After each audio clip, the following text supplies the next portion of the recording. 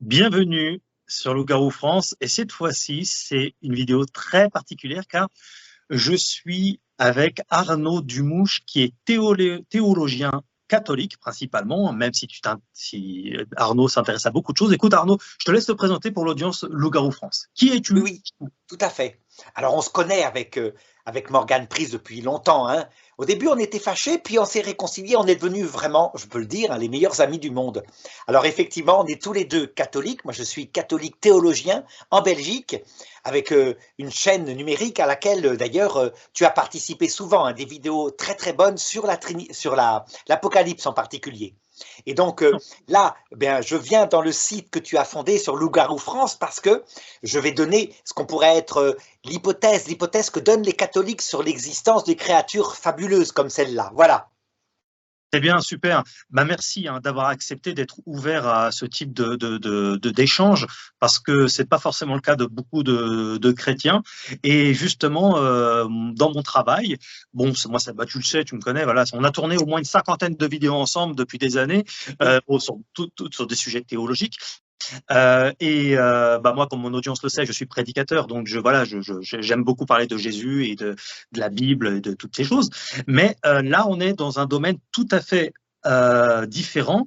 Selon mon travail, c'est la cryptozoologie, c'est-à-dire c'est la science des animaux non répertoriés officiellement, et la science elle-même atteste qu'il y a approximativement, alors c'est des chiffres très approximatifs qui peuvent évoluer avec le temps forcément, seulement 20% des animaux qui ont été découverts sur la Terre depuis des millénaires.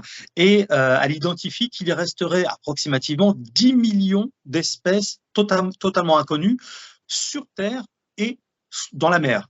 Donc ça rend humble parce que finalement ça montre qu'en fait on ne connaît pas grand-chose. Et donc Oui, j'avais alors entendu là, parler. justement, si je peux intervenir une seconde, c'est que je pense que ces espèces inconnues sont surtout microscopiques. Surtout, par exemple, dans les insectes, mais aussi dans les bactéries. Ça veut dire qu'au niveau des gros animaux, comme le yéti, par exemple, tu vois l'animal, l'abominable homme des neiges, eh bien, quand tu réfléchis 2 minutes, pour un animal qui serait biologique, il faudrait donc qu'il y ait un certain nombre d'individus, par exemple quelques milliers, sinon il y a consanguinité, etc.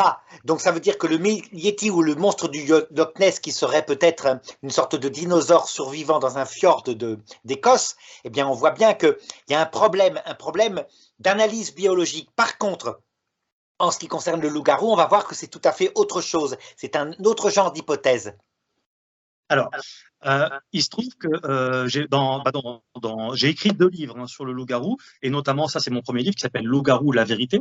Et je donne tout un tas d'exemples, et il y en a une multitude, mais la liste est non exhaustive parce que sinon ce sera un catalogue. Qu'en fait, ce ne sont effectivement, alors tu as raison, il y a des vies tout à fait microscopiques, mais pas que. En fait, il y a une immense catégorie d'animaux vraiment très grands, même des formes de singes qui étaient tout à fait inconnues et qui font pas 3 cm. Donc Oui, en fait, comme le gorille découvert il y a 2 siècles et demi, quoi. Oui, tout à fait. même ce siècle-là, même en ce moment, la science, et là je donne toutes les sources dans mes livres, tout est là, un National Geographic, des choses assez sérieuses quand même, pas des trucs, pas un YouTube sur le net comme ça, où en fait il y a des animaux de toute taille, des petits comme des très grands, qui sont retrouvés tout le temps et même encore en ce moment. Et il se trouve que, au vu du nombre de témoignages incalculables à travers le monde, il se trouve que donc la science, la science, c'est bien qu'elle ne met pas forcément les moyens dans tout, elle met surtout les moyens dans la guerre en général, ça oui, mais pour créer j'allais dire des virus, des choses comme ça, pour injecter des gens. Alors ça, la science, elle est là. Mais pour ce type de phénomène, il serait trop facile de virer tout d'un revers de main en disant c'est des pauvres cons, ils ont tous rêvé, ce sont tous des tarés, il y a des milliers et des milliers et des milliers de tarés sur Terre qui ont tous fumé, ou alors qui mentiraient comme ça, pourquoi on ne sait pas, ou qui seraient tous drogués. Enfin, tu sais, là, au bout d'un moment, ça devient un peu gros. Moi-même, j'ai eu une expérience deux expériences qui vont dans ce sens-là et qui ne sont pas du tout fictives. Parce que je m'intéresse bien sûr au cinéma, mais j'ai fait aussi beaucoup de reportages. D'ailleurs, j'ai fait un reportage sur toi aussi. Hein, c'est excellent. C'est pas un reportage fictif non plus, c'est la vraie vie d'un théologien où on parle de beaucoup de choses. Voilà. C'est rare aussi.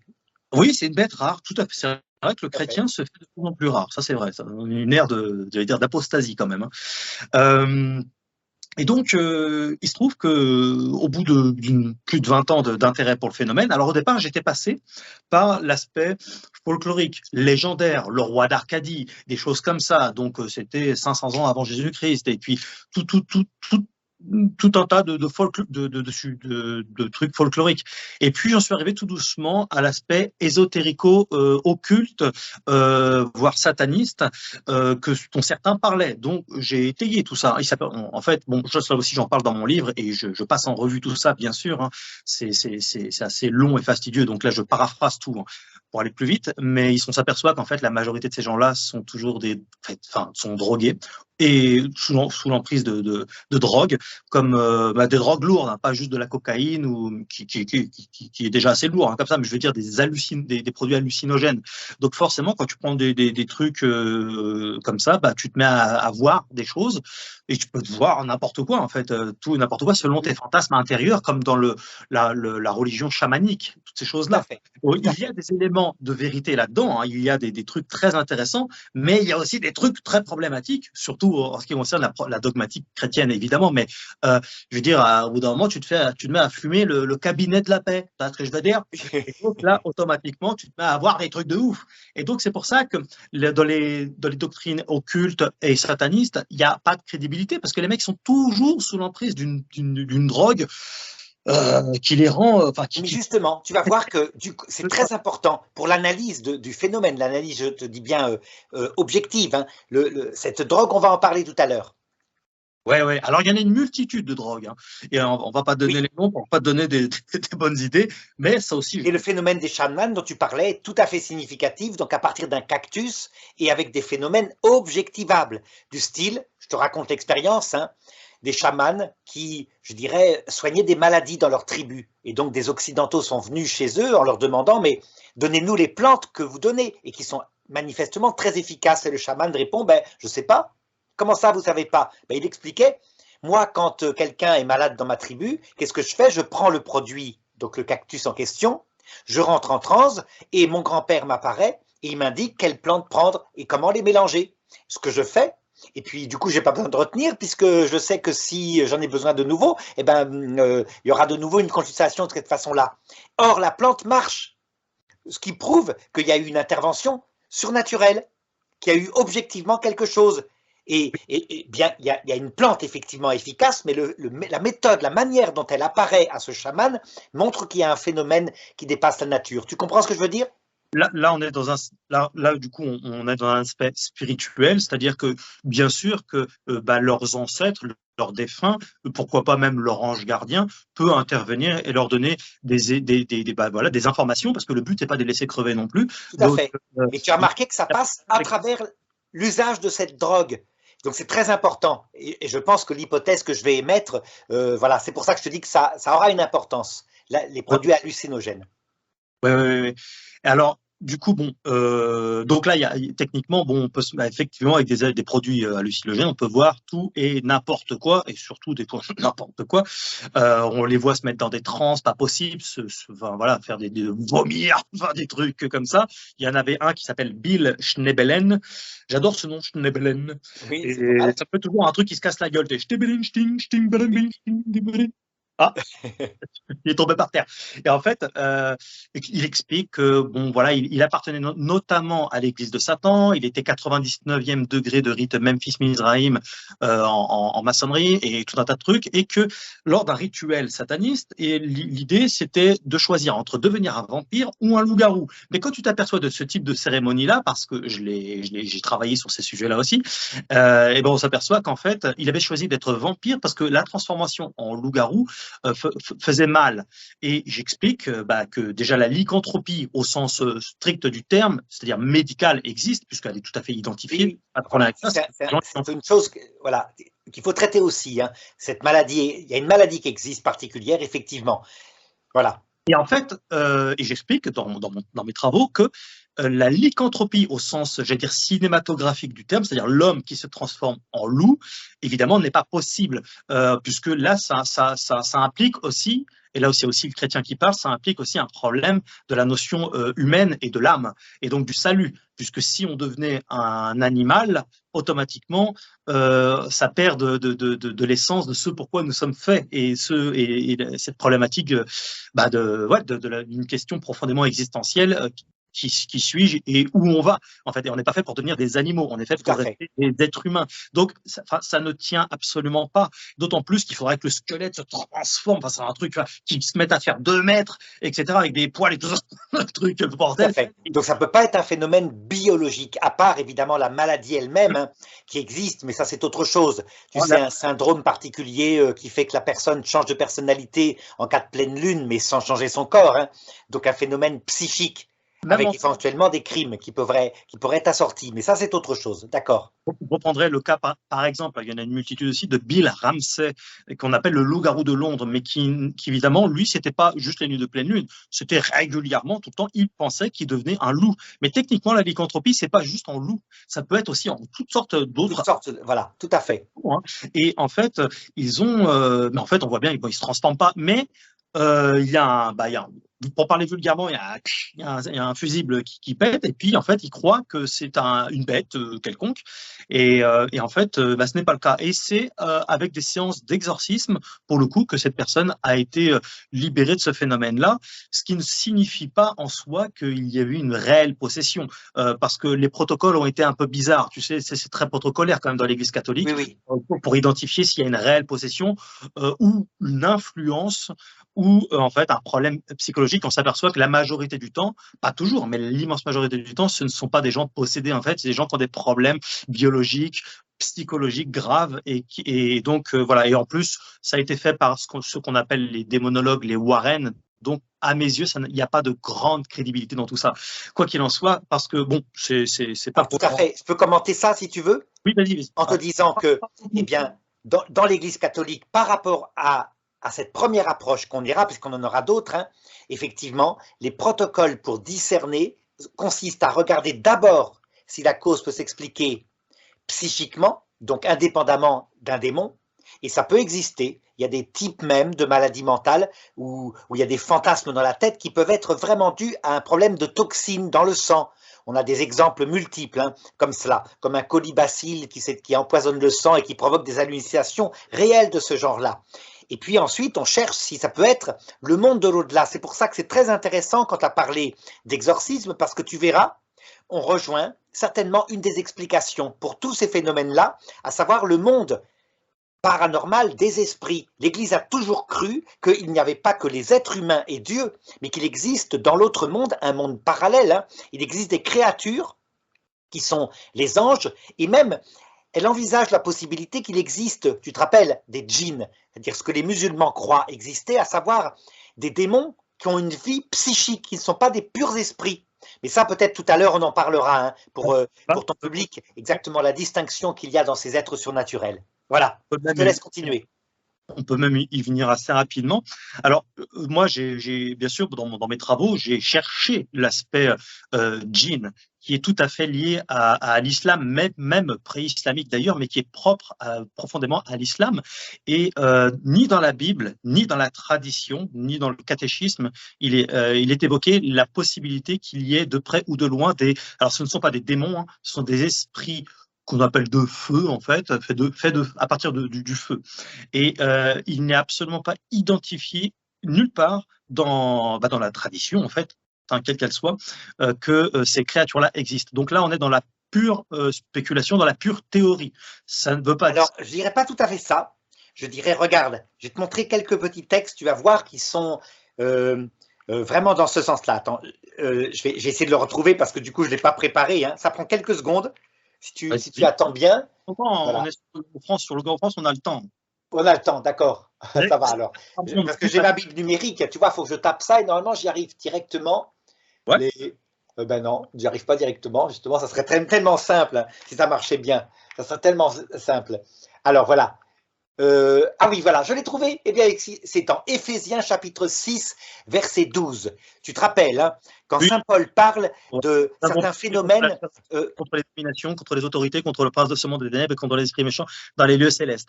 Ouais, Voilà. par cœur. Exactement, dans les espaces célestes. Donc des esprits intermédiaires qui ne sont pas véritablement des vrais démons. Mais ce n'est pas le seul texte.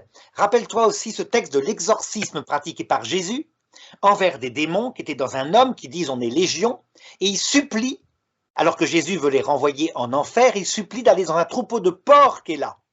Tu vois, c'est curieux, hein? Et Jésus le leur permet, donc ils vont dans le troupeau de porcs et le troupeau de porcs se met à se précipiter du haut d'une falaise dans la mer où il se noie. Donc les gens du secteur, évidemment, perdent beaucoup d'argent, supplient Jésus de s'en aller. Ils ne veulent pas le voir. Mais tu comprends? La réaction de ces esprits-là est quand même incroyable pour de purs démons. Des démons, ça veut dire des esprits très intellectuels, qui ont une révolte intellectuelle contre un projet de Dieu. C'est pas digne de démons, de purs esprits, d'aller vouloir préférer habiter dans des ports que de retourner en enfer où ils tournent sur eux-mêmes, sans doute, hein, sur leurs propres pensées méchantes. Donc on voit bien que dans le monde des esprits, il y a des choses très bizarres et donc des choses sans doute que la foi catholique ne connaît pas parce qu'elle ne connaît que le principal, hein, à savoir le but de cette vie, etc. Mais voilà, ça ouvre à cette perspective des djinns. Alors, quand tu dis, attends, peut-être avant de te laisser parler, quand tu dis ils sont faits de feu, en réalité, la théologie catholique dit ils sont faits de psychisme. Ça veut dire que, tu te rappelles, dans l'être humain, il y a 3 degrés de vie. Oui. Notre vie biologique, donc ça, ils n'en ont pas. Vie biologique, c'est notre corps palpable. Hein. Deuxièmement, notre vie sensible, qui est commune avec les animaux, qui fait qu'on voit, qu'on entend, qu'on a une imagination, une mémoire. Ça, les djinns en ont. Donc c'est ça, ce ne sont pas des purs esprits, ils ont un psychisme sensible. Alors que les anges n'ont que le 3e degré de vie, l'intelligence et la volonté qui permet d'analyser, de réfléchir, tu vois, dans les concepts. Eh bien ça, les djinns en ont aussi. Donc nous, on aurait 3 degrés de vie, biologique, sensible et spirituel. Les djinns, 2 degrés de vie, sensible et spirituel. Et les anges et les démons, 1 seul degré de vie, spirituel. Voilà. Alors, je pense même qu'il y a beaucoup de chrétiens qui justement peuvent tiquer parce que moi-même, j'ai jamais entendu parler le moindre chrétien, même chez les prêtres, ni chez le pape, ni dans la tradition, utiliser le terme de djinn, qui est encore propre à l'islam. Donc, jamais, c'est-à-dire ça ne fait pas partie de la foi chrétienne, mais elle n'est pas contre. Elle n'est pas contre. Elle dit, on ne connaît pas, ça ne nous est pas révélé à nous.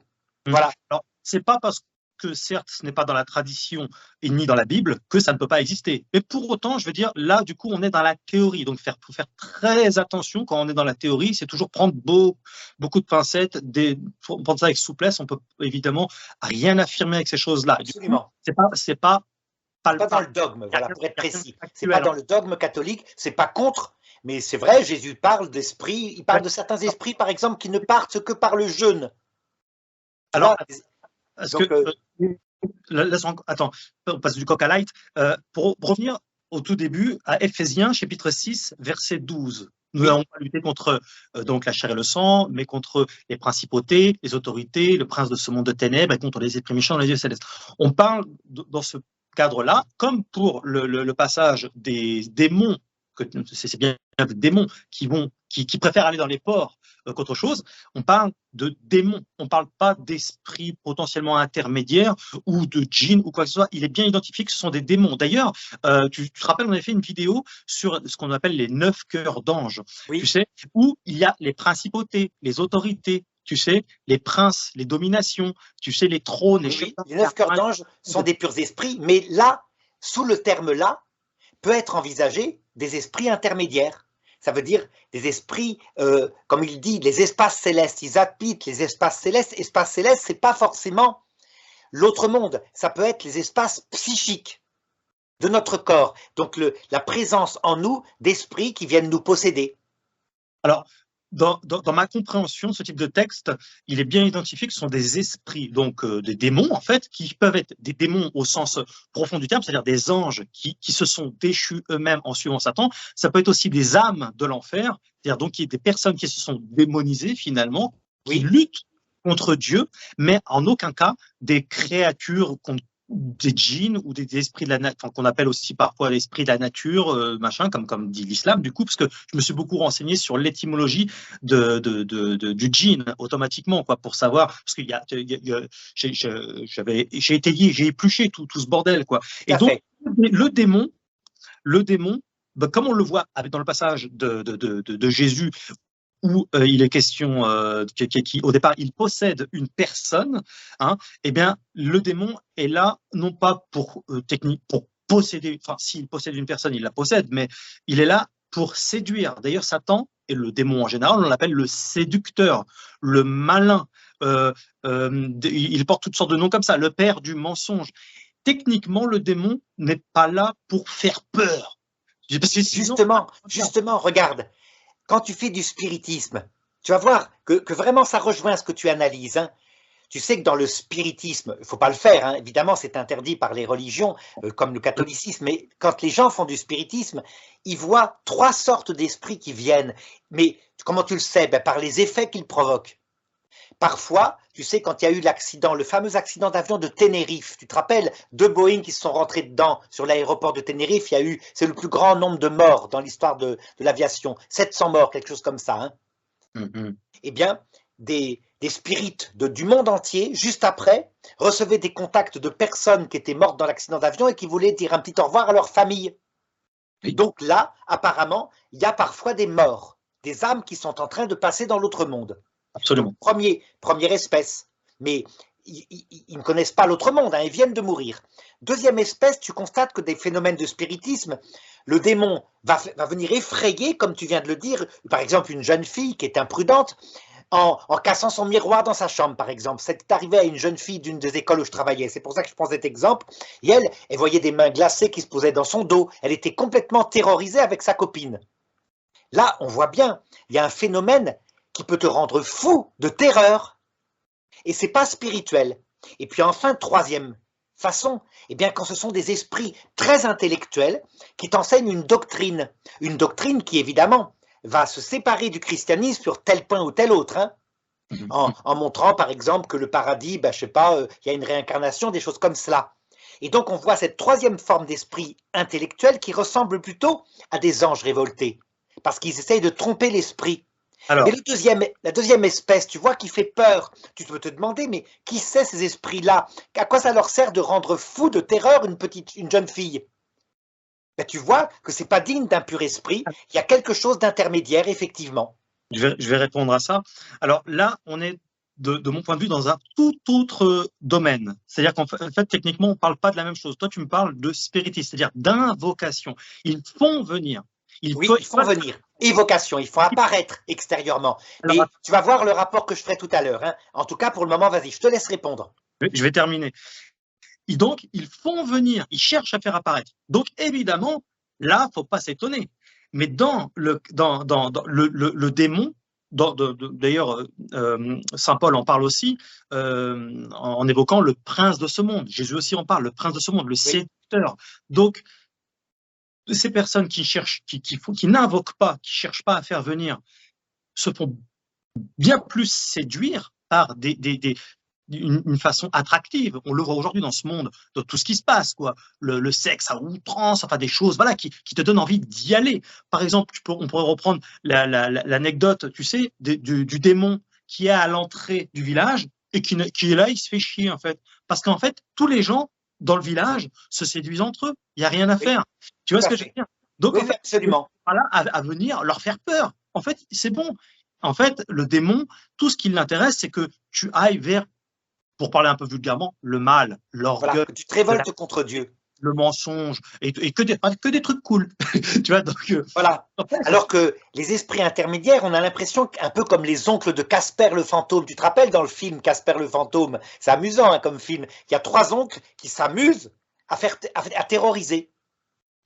Mais là, c'est pas pareil. C'est parce que là, nous sommes dans des cadres d'invocation, des gens qui cherchent à faire venir quelque chose. Et automatiquement, et c'est pour ça qu'il est proscrit de le faire dans l'Église, et tu fais bien de le redire, parce que sur Loup-Garou France, il y a peut-être des gens qui s'intéressent à ces trucs-là et qui même pratiquent, c'est qu'on ne sait jamais qui ont fait venir. Et c'est là le danger, en fait.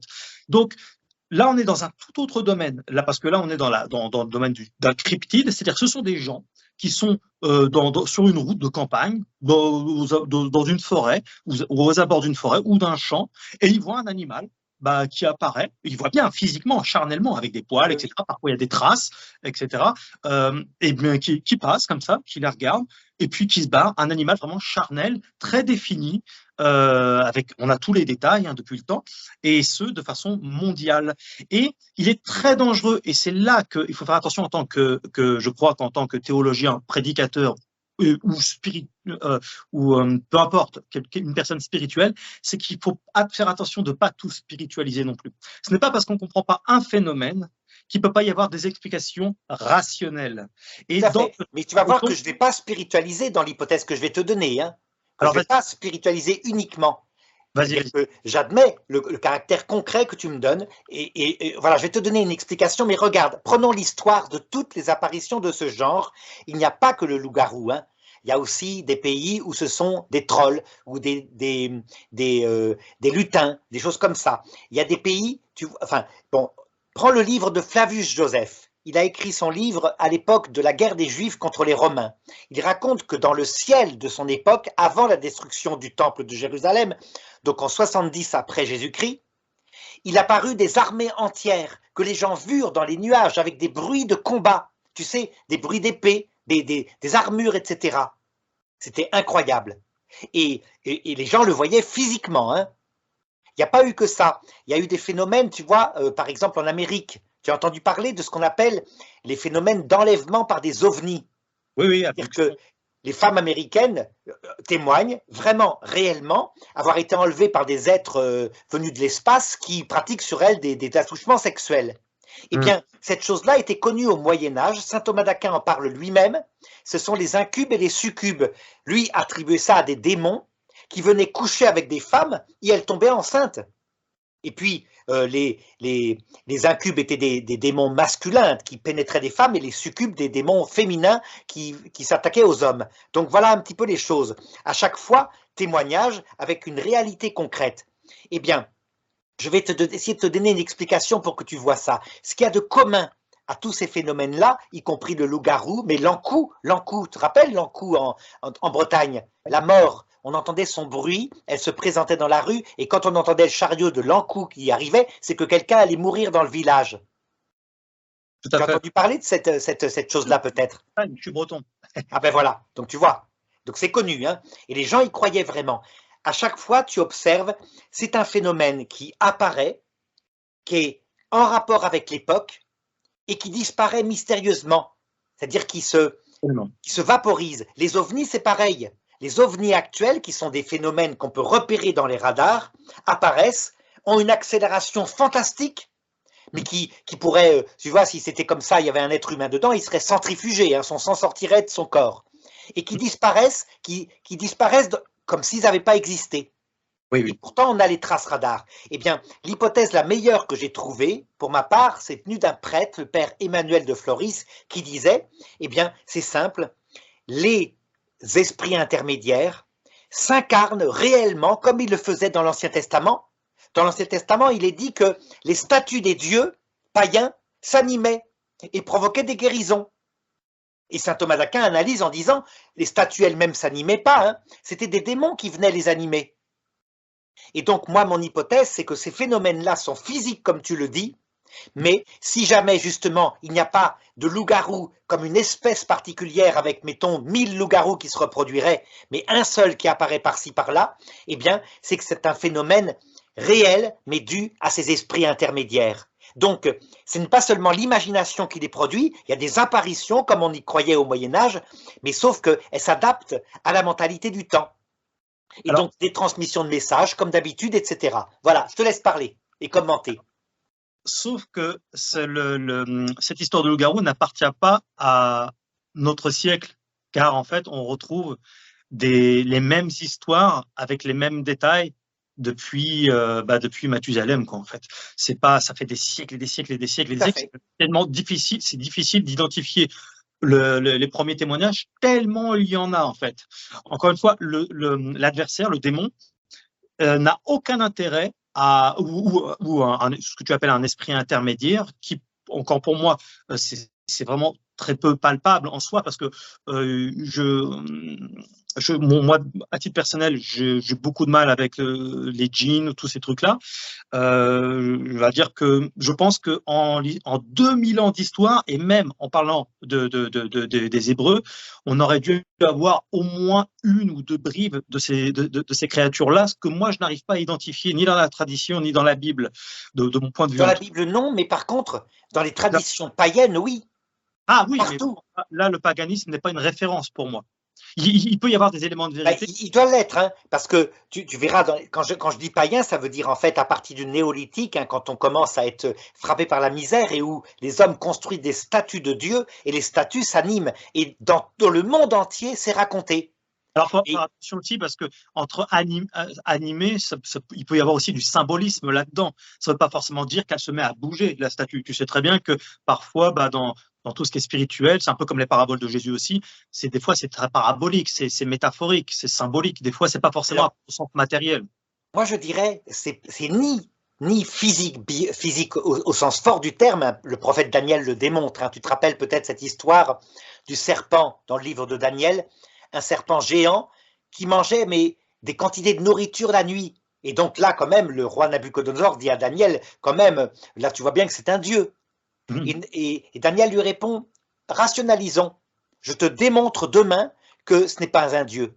Et le roi se met en colère et dit, d'accord, mais si jamais tu ne le démontres pas, tu périras mangé par ce serpent. Et donc, qu'est-ce qu'il fait dans la nuit? Il répand partout dans le temple de la farine sur le sol. Et puis on ferme le temple en présence du roi, le lendemain on le réouvre, et qu'est-ce qu'on voit? Partout dans la farine qui avait été répandue, des traces de pas. En réalité, il y avait une entrée secrète dans le temple, et les familles des prêtres venaient manger la nourriture. Oui, il y avait une explication rationnelle à tout ça. Et bien ça, je ne mettrai pas le loup-garou là-dedans.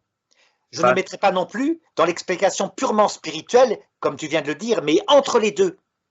Ça veut dire un phénomène réel, mais dans le monde du psychisme.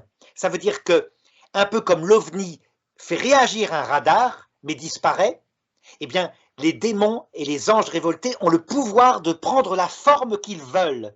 Oui, bien sûr. Et réellement, ça veut dire qu'ils laissent des traces de pas sur le sol. Il faut qu'il y ait un intérêt derrière, la séduction, il faut séduire. Je ne vois pas ce qu'il y a de séducteur dans un loup-garou.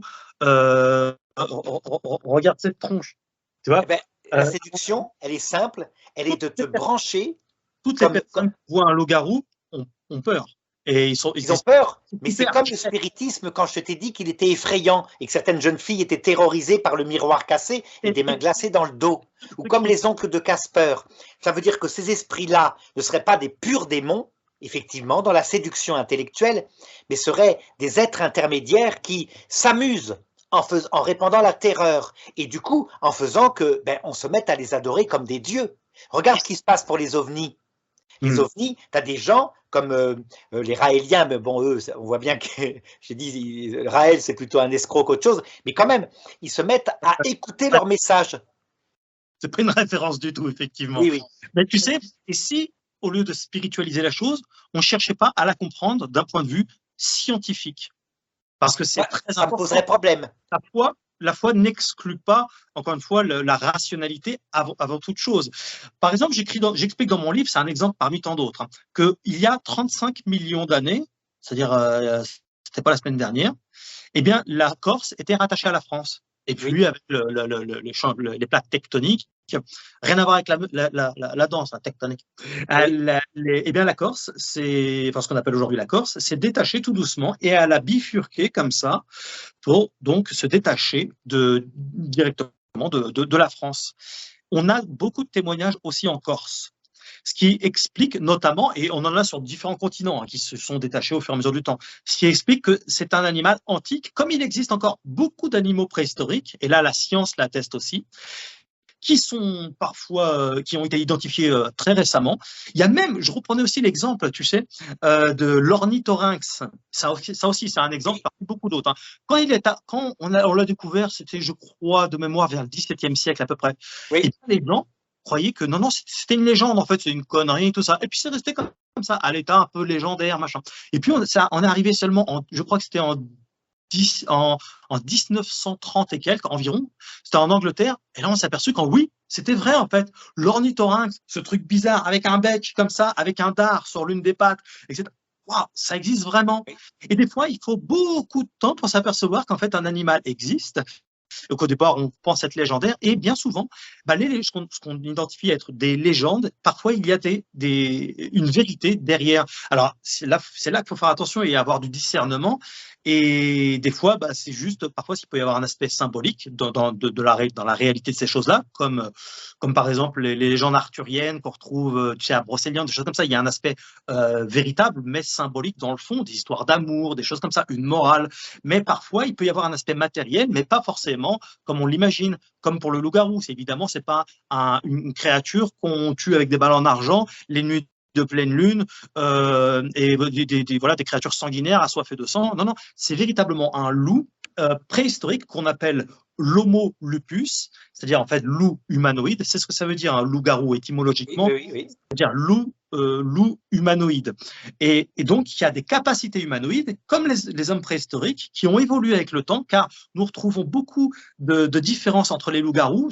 Certains ont des longs museaux, d'autres plus courts, d'autres plus grands, jusqu'à 2,50 m quand ils se mettent en bipède, d'autres plus petits, jusqu'à 1,70 m, suivant l'âge, suivant le sexe. Ils peuvent être plus gros, plus maigres, ça dépend de contexte géographique, de l'évolution de cette bête-là. Et en fait, elle a évolué avec les âges, et elle vit principalement dans des tanières, dans des grottes, dans des coins reculés. Et parfois, il lui arrive de s'approcher un peu des villages, tout ça, mais tout en faisant attention. Et c'est en fait un loup, une espèce de loup. On a retrouvé dernièrement en Sibérie la tête d'un loup de 42 cm. C'est le fameux loup préhistorique, ça il existait. C'est une espèce. Le loup gris était un petit loup par rapport au loup de l'époque. Hein. Alors attention, le loup préhistorique, vraiment, quand même on parle de l'ère mésozoïque. Donc là, on remonte à 200 millions d'années, ou un truc comme ça, tu vois. Il s'appelle le Miacis. Et le Miacis, donc l'ancêtre du loup, hein, faisait 3 kilos, il mesurait 40 cm. Donc, t'imagines. Mais 200 millions d'années, c'est trop. Ça veut dire que, à mon avis, c'est plutôt, tu as dû confondre, ça doit être plutôt 200 000 ans. Parce que 200 millions d'années, hein, tu penses bien, bon, là, on est à avant l'ère des dinosaures. Donc, je pense que tu as dû te tromper dans les chiffres. Mais reprenons ce que tu me disais sur la Corse. Tu vas voir. Attends, juste l'ère mésozoïque, donc les premiers dinosaures, c'était il y a 230 millions d'années. Hein. Oui, voilà. Et après, il y a eu le Trias, après, il y a eu le Jurassique, le Crétacé, etc. Tu vois. Donc, la science explique que 75% des animaux de ces animaux préhistoriques ont disparu. 75%, ça veut dire qu'il en reste encore 25%. Au moment de la disparition des dinosaures. Mais là, si tu me dis un loup, c'est-à-dire un mammifère, hein, parce qu'à l'époque, il y a 200 millions d'années, c'était principalement des reptiles géants. Mais un mammifère, donc le loup préhistorique, par exemple, on en a retrouvé, par exemple, en Sibérie, le crâne avec de la chair, ça ne peut être qu'un animal beaucoup plus récent de l'ère, ce qu'on appelle, tu te rappelles, l'ère de la glaciation, là où il y avait, par exemple, les mammouths. Oui, tout à fait. Mais voilà, donc c'est beaucoup plus récent. Moins que les mammouths, ça date aussi de plusieurs millénaires. Il n'en demeure pas moins que retrouver une tête de déjà 42 cm, ça montre bien que la bête en question devait faire, c'est difficilement identifiable, mais au moins 1,70 m, 80, un truc comme ça. Et c'est bien une tête de loup qui est parfaitement identifiée. Et tu vois, si c'était avant 2000, je crois que c'était découvert en 2020. Si ça avait été découvert avant, on aurait dit, mais c'est pas possible. Eh bien si, c'est possible, un loup énorme comme ça. Et je peux reprendre pour la Corse, parce que tu étais passé par là.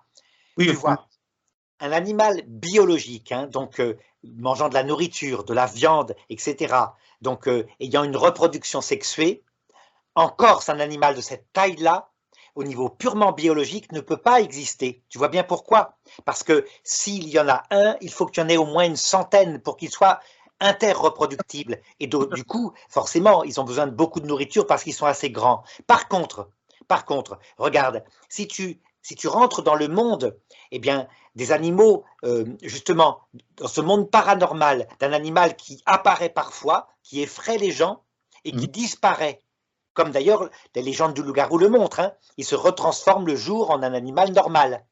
Oui. Eh bien, dans ce cas-là, pourquoi pas? Tu obtiens un phénomène qui n'est pas que biologique, donc ce n'est pas une espèce biologique classique, mais c'est plutôt ce que je te disais, ces espèces qui, comme les ovnis, apparaissent, disparaissent, qui sont réelles, mais qui sont dans le monde du paranormal. Alors, et là, ça me paraît cohérent. Pourquoi je ne suis pas d'accord avec cette hypothèse? Parce que, en fait, la Corse, c'est pas non plus Topté, hein, c'est pas un village. Il y a des grottes partout, des cavités partout, des forêts partout à perte de vue. Il est largement possible, et d'ailleurs les Corses le savent très bien. Ils savent très bien que ça existe. Pas tous, bien sûr, mais il y en a beaucoup qui le savent que les loups-garous existent là-bas, parce que c'est petit. Puis au fur et à mesure du temps, bon bah les gens, voilà, de génération en génération, bah il y a des choses qui se savent. Ça ne veut pas dire que tout est vrai. Mais ça ne veut pas dire oui, que tout est non plus. Si c'était biologique, ça veut dire qu'il en existe au moins plusieurs milliers. Et donc, forcément, t'en tuerais à la chasse. Mais j'ai des témoignages de gens qui ont vu 4 loups-garous, même des petits. Et donc, automatiquement, j'ai un témoignage dernièrement d'un mec qui roulait, il s'arrête, il tombe face à 2 loups-garous. Il y avait un adulte, manifestement, et un petit. Et un petit qui était un peu. J'ai plusieurs témoignages. J'ai des témoignages. D'accord, mais regarde, c'est pour ça que je te dis, étant donné qu'on n'en tue pas à la chasse dans des territoires peuplés quand même, hein, ça veut dire que la Corse, c'est quand même pas les forêts de Bornéo. Alors, là, je dirais, dans les forêts de Bornéo, j'admettrais, parce que tu as des îles par milliers complètement désertes où tu n'as personne, où c'est une jungle impénétrable, etc. Mais la Corse, c'est quand même, je dirais, il y a des gens qui… Il y a quand même des zones où les gens ne vont pas, parce que c'est très boisé, c'est très rocailleux. Et d'ailleurs, il y a un animal sauvage qui a des millénaires comme ça, qui a traversé les âges, connaît très bien l'être humain. Ils savent ce que c'est des Oui, mais il lui faut à manger. Tu comprends? Ça veut dire que si les gens n'y vont pas, si tu as un millier de loups-garous reproductibles, c'est qu'il y a leur nourriture. Et leur nourriture, c'est quoi? C'est forcément, c'est pas des souris. Ça peut être que des animaux de leur taille, parce qu'il faut beaucoup de nourriture. Enfin, tu vois, ça pose des problèmes d'ordre du bon sens biologique. On a des témoignages du type, effectivement, tuerie en masse de poules, de bovins en tout genre, etc. Un bovin, ça c'est déjà mieux. Il y a mieux à manger, hein. Mais tu comprends? J'ai bien, un loup-garou mange effectivement des lapins, des chats, des chiens. J'ai des témoignages, et j'ai même un témoignage oculaire d'une femme qui a vu son petit chien se faire bouffer par un loup-garou. J'ai vraiment une multitude de témoignages par rapport à ça. Alors, si c'était que des tarés, ça serait trop beau, mais ça serait incroyable. Mais des gens qui se connaissent. C'est que c'est pas suffisant comme nourriture. Attends, c'est pas nourrissant. Il n'en demeure pas moins que leur chien est mort. Et qu'ils ne sont plus là. Tu vois, et que ou leur chat ou leur poule, j'ai des témoignages de gens qui ont vu leur poulailler se faire démonter, leur poule, pardon, se faire démonter. La charpie, c'était des copeaux de poules. Oui, tu vois, la poule, c'est un animal qui peut nourrir une portée de renard, tu vois, un petit peu. C'est-à-dire rien que là, au niveau biologique, on voit bien que vu la taille du loup-garou, ben c'est difficile. Je termine et puis après tu réponds parce que sinon on se télescope et après on s'entend pas. J'ai des témoignages, donc une multitude de témoignages. On sait très bien qu'un animal sauvage comme ça, aussi athlétique, car ils n'ont pas des pattes à l'avant, ce sont des bras avec des mains, ils grimpent dans les arbres. J'ai des témoignages de loups-garous dans les arbres et même j'en ai même vu sur des toits.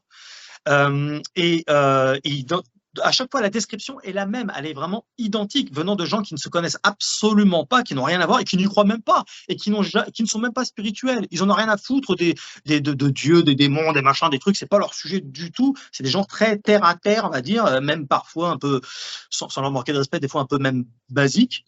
Ça peut arriver à Bébert, le beauf du coin, tu vois, il s'en fout complètement des trucs comme ça. Et pourtant, il a bien vu ce qu'il a vu, il n'a pas fait de spiritisme avant, tu vois. Donc, ils bouffent, ils peuvent bouffer des des cerfs, des chevreuils, tout un tas d'animaux. Ils ont des capacités énormes. Je me souviens du témoignage d'Alain de Nice, à qui on passe le coucou, où il voit un loup-garou juste devant sa voiture, comme ça, qui se lève, il se met sur les pattes arrière, il vient, il se met sur le bord de sur le côté de sa voiture, comme ça, il fait quelques sauts et il saute dans un précipice de 15 mètres. Et forcément, c'est pas étonnant, avec les capacités athlétiques qu'ils ont, les muscles qu'ils ont, parce que faut voir, la bestiole, elle est vraiment d'une athlétique et d'une puissance extraordinaire. Et je crois que Dieu, vraiment, et c'est ce que j'explique dans mon deuxième livre qui s'appelle donc Homo lupus, l'histoire du loup-garou, que Dieu a mis les conditions nécessaires, comme il l'a fait avec les dinosaures d'ailleurs, mais avec tout un tas d'animaux très bizarres, même parfois flippants, des animaux vraiment qui ont des gueules improbables, hein, tu le sais bien, eh bien, a mis les conditions nécessaires pour qu'il y ait une multitude d'animaux qui évoluent selon le contexte géographique, selon tout un tas de choses, et de ce fait, bah, parfois, ce qu'on pense être tellement monstrueux, tellement horrible, on pourrait le spiritualiser parce qu'on ne le comprend pas. Mais en fait, non, bah, c'est juste en fait que Dieu a permis tout un tas de trucs comme ça qui existent, et Dieu n'est pas aussi niaiseux qu'on pourrait se l'imaginer. Bah oui, des fois, il peut exister des animaux très bizarres qui nous dépassent, qui ne sont pas vus par tout le monde, mais qui sont quand même vus par beaucoup. On a des témoignages de chasseurs, je repense au témoignage de Marie, tiens, on l'aime beaucoup Marie, mais c'est pas la même. Marie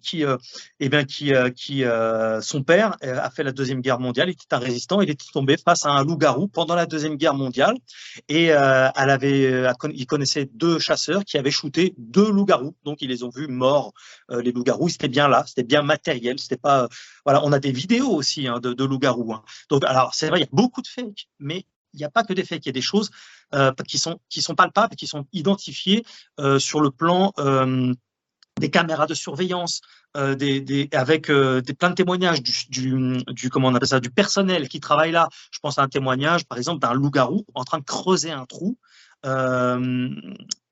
Donc, bon, on a une vidéo de ça. On a le personnel qui parle. Les caméras sont là. Le personnel parle. Bon, ça commence à devenir compliqué de s'imaginer qu'un esprit intermédiaire va se mettre à creuser un trou sur le sol. Dans quelle raison on le va. Ça n'a pas de sens en soi. Par contre, si on prend l'aspect matériel des choses, bah oui, il existe des animaux pas répertoriés, ce qu'on appelle donc la cryptozoologie, qui est une science quand même, hein. Et si la science reconnaît qu'il y a des animaux qui ne connaissent pas du tout et que ça les dépasse et qui n'ont pas les moyens pour faire toutes ces recherches-là, eh bien, peut-être qu'il y a quelque chose à entendre dans tout ça. Alors, je te réponds par la même critique, à savoir que tu me dis, certains ont été tués par des chasseurs. Si jamais, vraiment, un corps biologique comme cela, simplement en le mettant au congélateur, ça y est, la démonstration est faite, c'est un animal biologique. Mais tu remarqueras, jamais de corps de Yéti, jamais de corps de l'abominable, tu sais, le monstre du Loch Ness, jamais. Ça veut dire que… Un témoignage n'est pas une preuve, 2, 3 témoignages, des milliers de témoignages comme ça commence à devenir quelque chose de très, très sérieux. Justement, c'est là que je vais te répondre, regarde par un texte biblique qui indique ce que j'appelle, c'est ni que spirituel, ni biologique, c'est entre les deux. C'est ce qu'on appelle le monde psychique, qui peut être réel. C'est dans le livre de Tobie, chapitre 3, verset 8.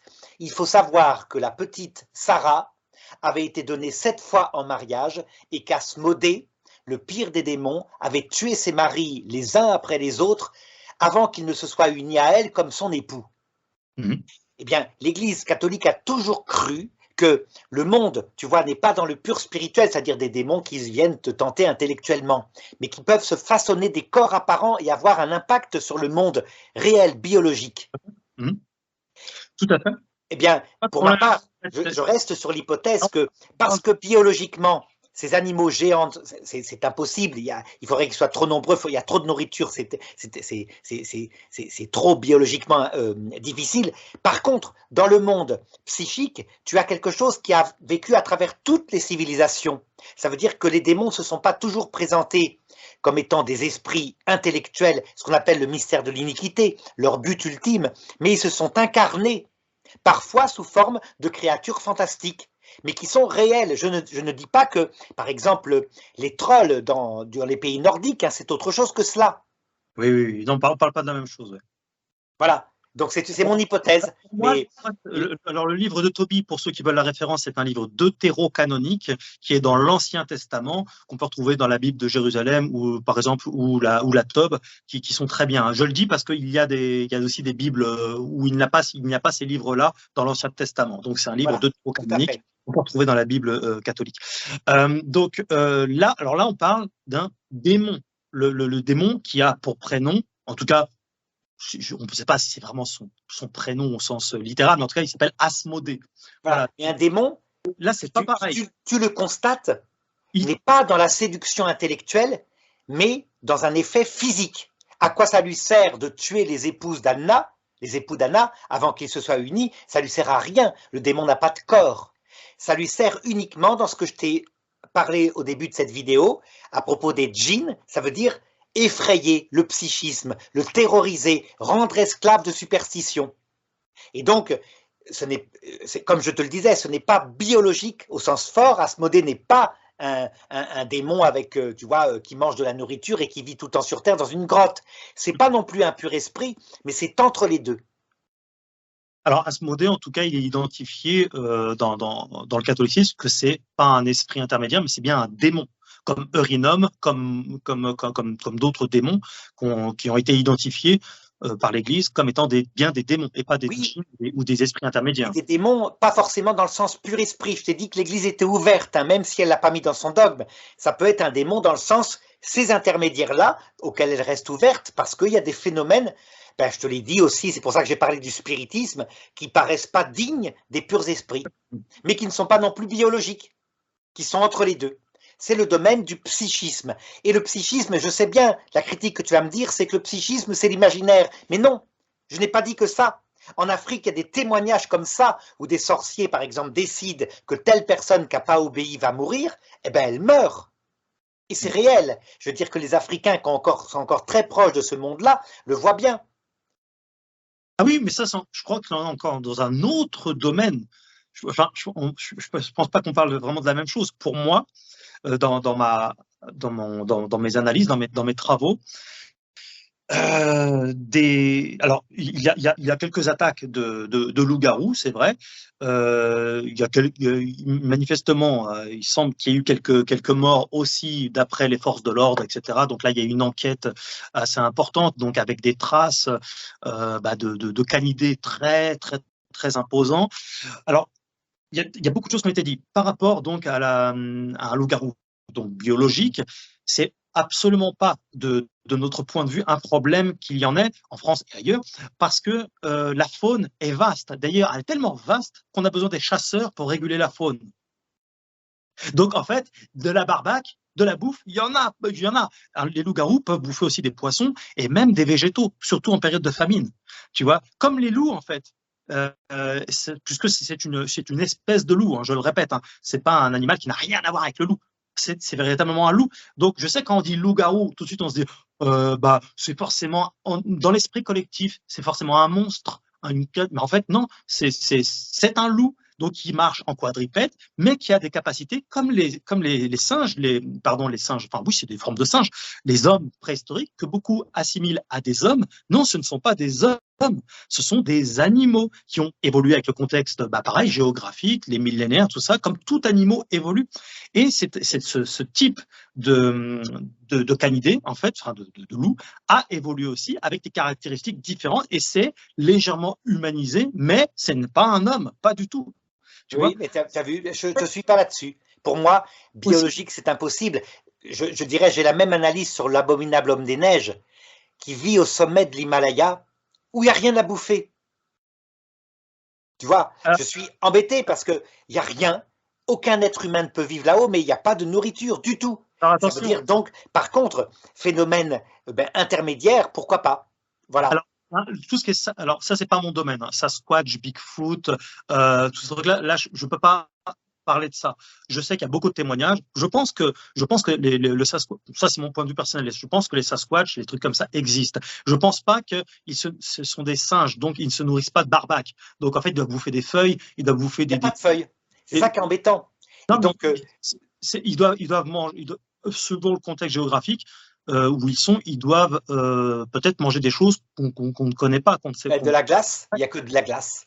C'est ça le problème. Et donc, ça n'empêche pas que la réalité, il y a des témoignages. Et voilà pourquoi, je te le dirais, je crois qu'on a fait le tour à peu près du sujet. Hein. Donc, toi, tu penses que c'est possible, réalité biologique dans certaines jungles, pourquoi pas en Corse? Moi, je dis, c'est possible peut-être à Bornéo, là où il y a vraiment des jungles gigantesques, avec beaucoup de nourriture. Et je pense que les autres phénomènes qu'on voit raconter à travers les taux sont des phénomènes d'apparition psychique, réels mais psychiques. Voilà. Ouais. Mais c'est pas parce qu'on voit des Bigfoot ou des trucs comme ça, encore une fois, c'est pas mon sujet, mais c'est pas parce qu'on les voit dans une zone où il y a de la glace que ça veut pas dire qu'ils peuvent pas aller autre part, plus loin, pour manger autre chose, là où il y a de la végétation. Ou dans ce cas-là, ils se font attraper.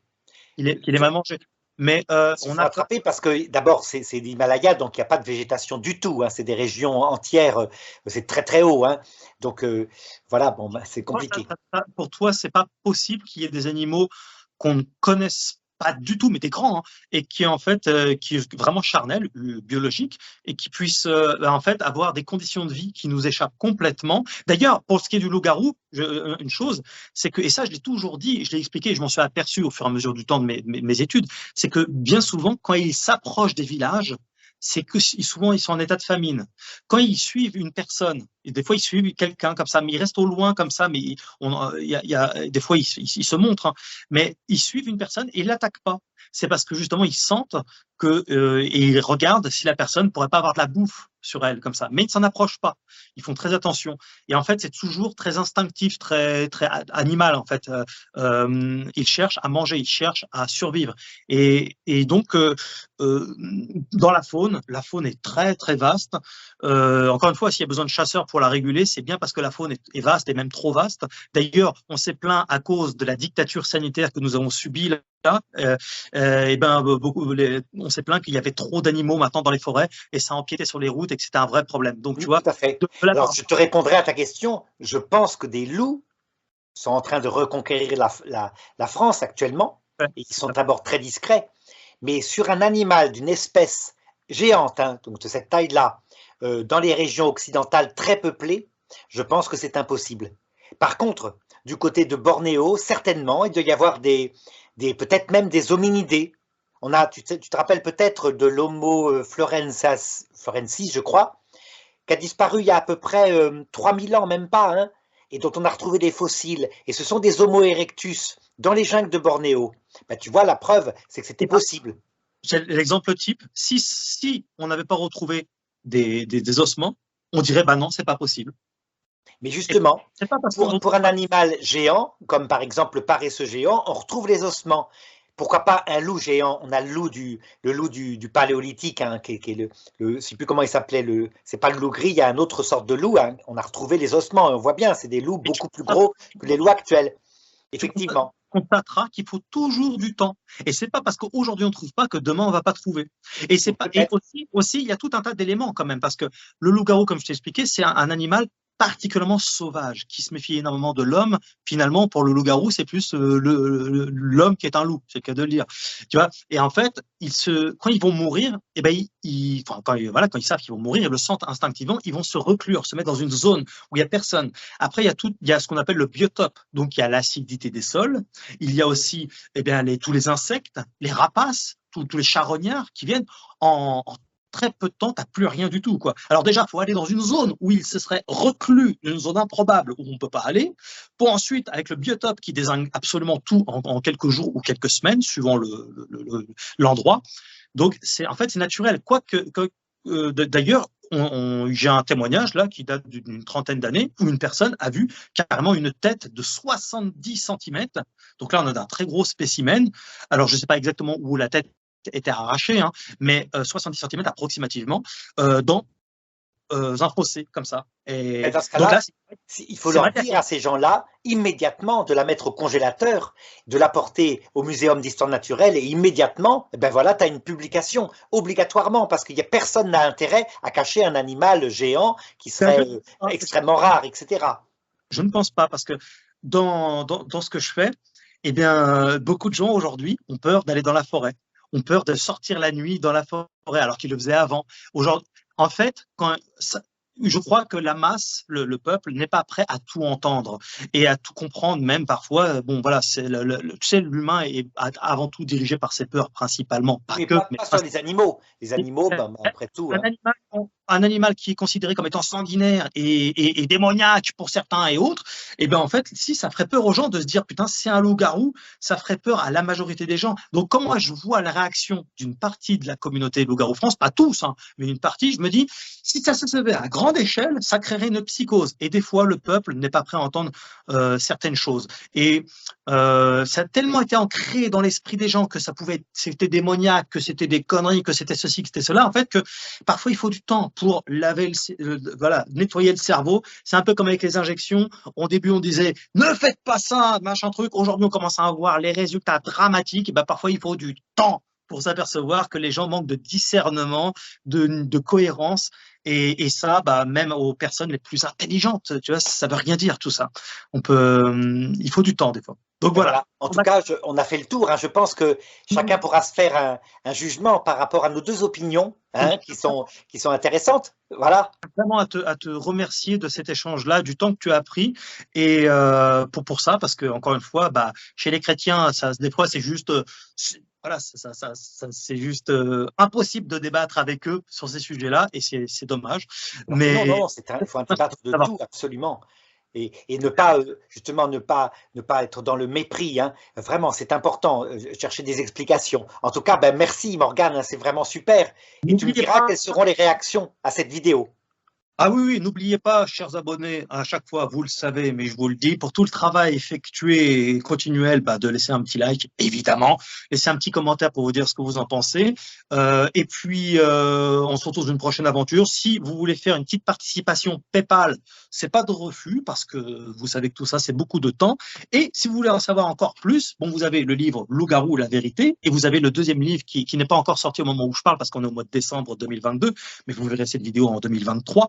Et le livre donc qui s'appelle Homo Lupus, l'histoire du loup-garou, avec en prime dedans une vingtaine de témoignages qui viennent tout droit des États-Unis, tous tout à fait authentiques, traduits en français, et plein de justement ma thèse sur l'animal préhistorique. Alors, vous allez voir, on étaye tout ça en long, en large, en travers, et vous pouvez me contacter à loup-garou-france@gmail.com, loup-garou-france@gmail.com. Merci beaucoup Arnaud. Voilà, au revoir Morgane.